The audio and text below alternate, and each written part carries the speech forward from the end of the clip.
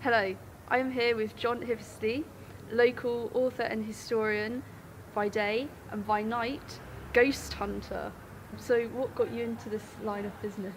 Well, I was working at the Cathedral's archive as a Latin translator, and I decided to research the paranormal database and wrote the stories down, much to my chagrin, and was told by the dean that I shouldn't have written them down and certainly shouldn't have shared them with anybody, and ended up getting a ban from the cathedral for a few months. But I've been doing the tours since 1991, and it's a very rewarding thing to do, although it's a bit odd. People say, what do you do for a living? And I say, well, actually, run ghost tours. But I've been interested in the paranormal since I was about 13 in 1978, and been investigating ever since. My relations have all written ghost books over history, back to about 1720 was the first ghost book they wrote, and so I'm still fascinated by that whole thing. I don't regularly see ghosts, but I saw my most recent one was about March this year, so just last month in Tesco's at Faversham. A little girl In came Tesco's? Well, not in Tesco's, but in the car park at Tesco's. Okay. I was in Tesco's in Faversham, and a little girl just came up to me randomly and said, "Mummy and Daddy love me very much."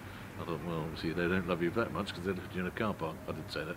But I said, "Where are your parents?" And she said, she just pointed over to where the trolleys were by the entranceway. And I said, right, well, we'll take you over there. And as I walked her across the car park, her hands were icy cold, but it's March, freezing day.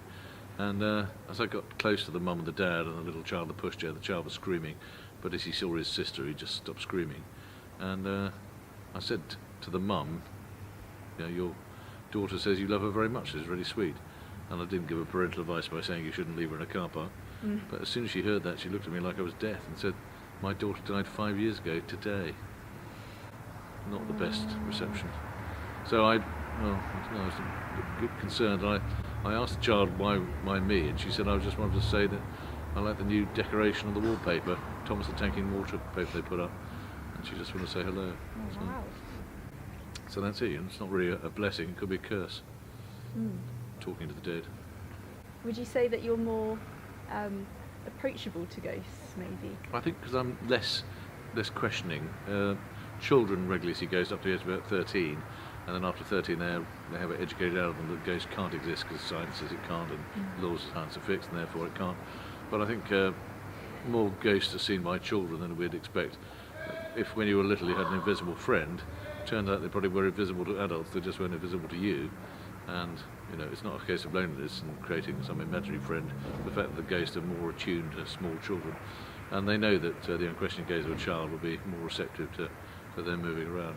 In the case of St Martin's down in Northgate, there was a child at school down there at small primary schools, and came back one day speaking fluent Latin, and the mother was furious, went into the school and said, "Why are you teaching my son this rubbish language, dead language?" And the school said, we don't teach Latin." "Well, how come he speaks it then?" They said, "I don't know." And they asked the child, and he said he was talking to a chap in the playground. "What? Strangers in the playground? Oh, they'll take this child away." Turns out he was seeing a monk called Ignatius, who was executed in 1538, and he's buried inside the playground area of St Mary Breton Church, just down in Northgate. So the child didn't know that this person was dead and didn't ask a question. And he's been learning Latin for 4 months and was doing pretty well. So, nothing wrong with ghosts. They're there to educate. What can you tell us about Canterbury's current ghost climate? It's quite active, actually. I was surprised. I wrote a book in 2006 about the hauntings of the city, based loosely on the tour, but more about my own experiences. And I'm in the process of writing book 2, but always the case. You write one book and you think it's easy. The second book's impossible to get through because you start with an empty page and you don't really want to start filling it. But there's plenty of hauntings in Surrey and even Northgate. Certainly something on St Stephen's Hill the other day was found a ghost of a child who was trapped in the south portal of the Whitstable to Railway, Whitstable Canterbury District line, the Crab and Winkle line. Apparently a cave-in the 1940s, and he was trapped under some rubble and died there, but nobody knew he was there, and they saw his ghost when they were doing an opening up of the portal about 6 months ago. I'm going up to investigate at the end of May to see if I can find what's going on up there. So what's the spookiest paranormal experience that you've had so far? I think probably when I was investigating Tiny Tim's tea room, I witnessed poltergeist activity there very close to, and I don't ever want to repeat that again. On the talk tonight, we talked to that woman who used Ouija boards all the time, and she seemed to sort of, well, she's Swedish, she doesn't really care, but I personally wouldn't recommend Ouija boards because people do play with them, it's something a bit of a laugh, and then it all goes wrong and they can't put the genie back in the bottle, as it were. I was, I don't like poltergeists. There's nothing wrong with them per se, but they're malevolent forces, and they're not easy to sort of get along with. So what's the difference between a poltergeist and a ghost? Well, a poltergeist tends to be the spirit of a child who didn't either mature into childhood itself, so what we now call abortions or miscarriage. They still have a spirit, and the church believes that as soon as they're created in the womb, they are a living force, and so when the force is snubbed out through any reason, through abortion or miscarry, the spirit remains, and because it doesn't have a corporeal body to form into, it just is a malevolent spirit, sort of angry.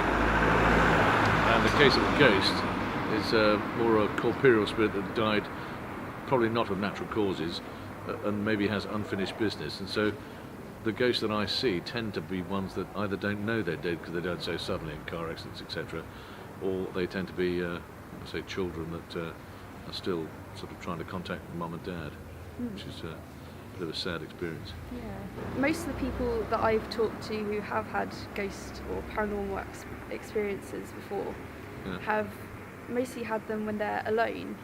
Why do you think this is? Have you found that most people experience? I think in most people's cases, certainly the ones I've talked to, 70 around, I'm sure, they probably, well, if they're with somebody else, then probably the other person didn't see anything and they saw it, and then they're not going to say to their friend, did you see that, because they don't want to sound weird, because most people see ghosts out of their peripheral vision, not directly in front of them, and most psychic people feel them to one side. They transmit, or they basically work at about 13 hertz, so it's called infrasound. You might have come across that in your research, but you can pick it up on an oscilloscope, and psychic people have attuned themselves to hear from that low frequency radiation, which is like the sort of stuff you get out of the back of a fridge, a sort of humming sound.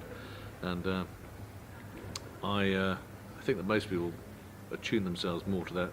You sort of zone out when you get a sort of state of relaxation, a bit like transcendental meditation, or using special herbs from Holland. You feel a bit more chilled, and then eventually you can sort of attune yourself to the spirit world being around you. Have you heard of astral planing? Yes. Yeah, the astral plane is another way of attuning your spirit to the spirit world, and out-of-body experiences, OBE, it's quite common in transcendental meditation theory. It's got a good way of getting to know the spirit world. There is one little way you can almost guarantee to see a ghost, is if you play infrasound into your headphones and then go to a known haunted location, because your brainwaves are suddenly attuned to the infrasound. When you take the headphones off, you can hear the ghosts around you. You won't necessarily see them, and I suppose a lot of people say, well, you're clearly going mad. I mean, if 10 years ago you'd have said that, would have probably locked you up at a mental institution. But now people's attitude to ghosts are a bit different, thanks to things like Britain's Most Haunted and things like that.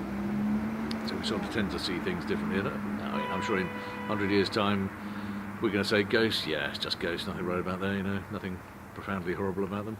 They're just memories of past events. Able to replaying, some able to interact with the real world, but most not at all.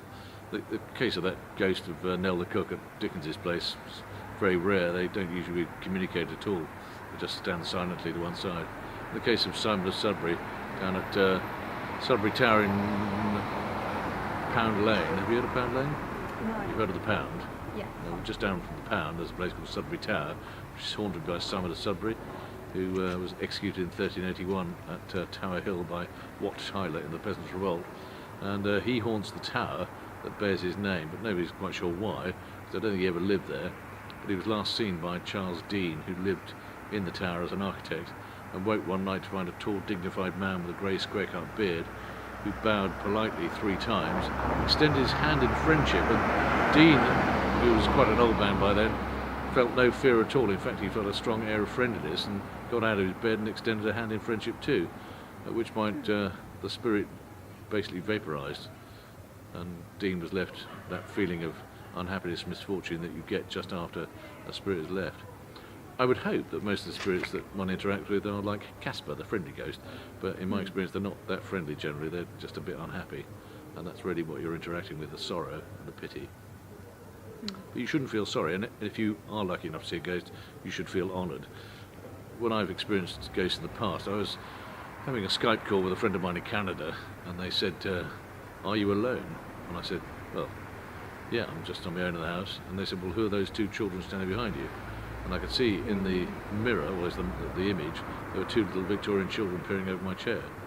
And I found out later from a psychic friend of mine that the house was haunted by two Victorian children who played in the garden.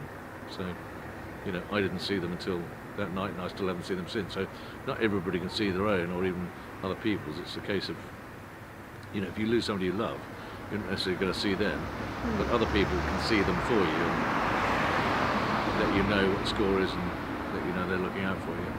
Yeah. It's fair to say that if you lose somebody you love, it's best to let them rest in peace and not call them back. A bit like Miles Parker, I shouldn't really want to contact him.